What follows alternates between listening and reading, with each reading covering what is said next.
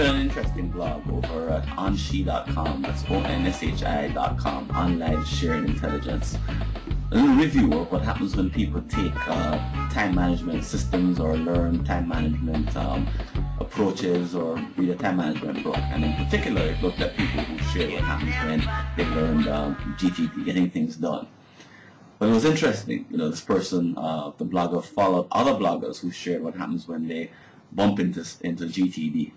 And so the first thing that happens is a period of excitement when they sort of fall in love with this brand new tool that they found.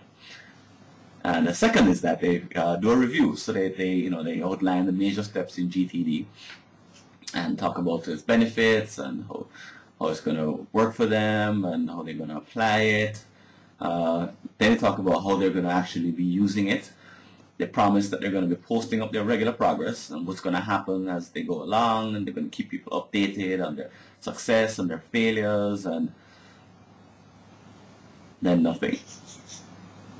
This yawning gap develops where they don't respond, where the only people who make any kind of response are people who put up comments, and then maybe a month or two later there's some sort of not very strong response to still trying to do it, no actual sharing of the details, but more of a I said I would talk about it, and it's a good system, and and talking about basically the same things they said in the very beginning about why the system is good, as opposed to sharing about what's actually happened.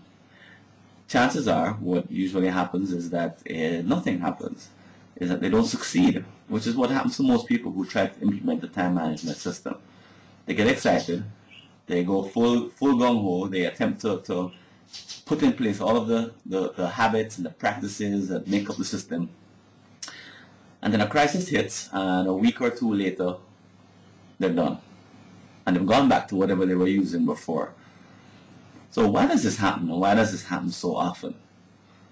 Well, I have a theory based in part in my own experience, personal experience, but also what I've seen on what happens in courses in which I've been in.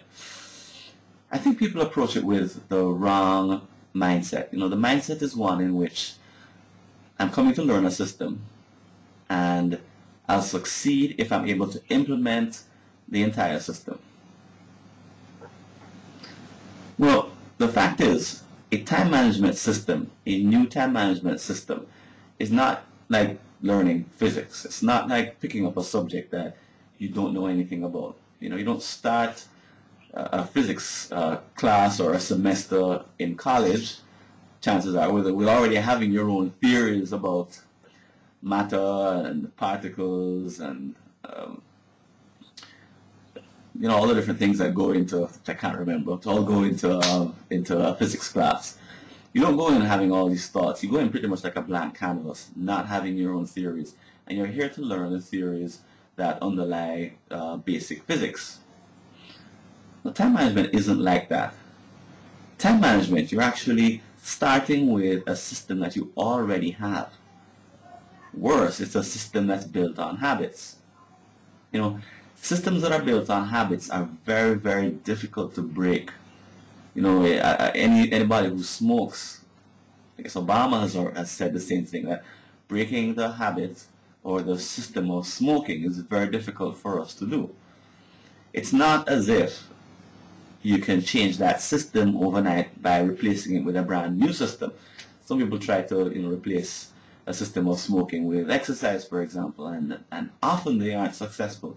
It's very difficult to do a full replacement of a system based on habits. Now you can change other systems, like a computer system. You can get rid of the one that you have and buy a new one and replace the system, replace your Toshiba with an Apple, for example. But a system that's based on habits, habits are burned into your subconscious, practiced into your neuromuscular systems.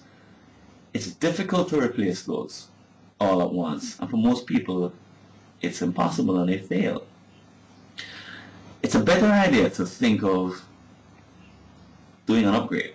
So instead of trying to change your time management system completely, trying to swap out your hard drive, for example, Instead, think of doing an upgrade.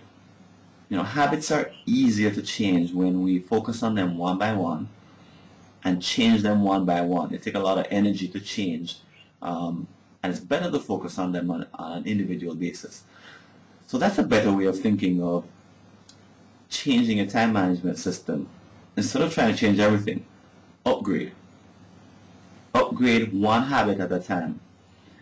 Grab a system, and a system that's new to you, pick up a book, take a course, but instead of trying to swap it in and swap out your whole system, figure out the individual habits that you need to change, and then give yourself some time, be patient, to change them over time.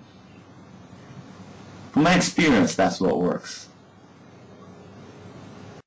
For example, one habit that I've been working on is essential in my being a green belt in time management. At the moment, I'm an orange belt. So this is a very simple habit. It's to plan the next 3 days at some point during the current day. So today is Monday. I would plan Monday, Tuesday, and Wednesday schedule based on what I see that's coming up. Difficult one. So that's pretty simple. Still haven't gotten it done. And I started off trying to do it in the early afternoon, sort of right after lunch. That didn't work. I changed it in my schedule so that I could do it each day just before lunch. But that didn't work. That was worse. But now I'm actually trying to do it in the morning when I do my daily sort of setup, my daily scan of what I need to do for the day. Now instead of looking at 1 day, I'm looking at 3 days. Now that's a fairly straightforward, simple habit. But as I've found out with all of the habits that I've tried to change, is that it's not easy. It's taking everything that I have, a reminder in the morning. It's taking a checklist that I use each day to remind myself to take the simple action of planning the schedule for the next 3 days. But that's how it is with us humans. It's not easy, but it gets a lot easier when we focus on individual habits and try to upgrade them rather than try to replace them with complex systems that are made up of 20, 30, 50, 100 habits. It just makes life a lot easier.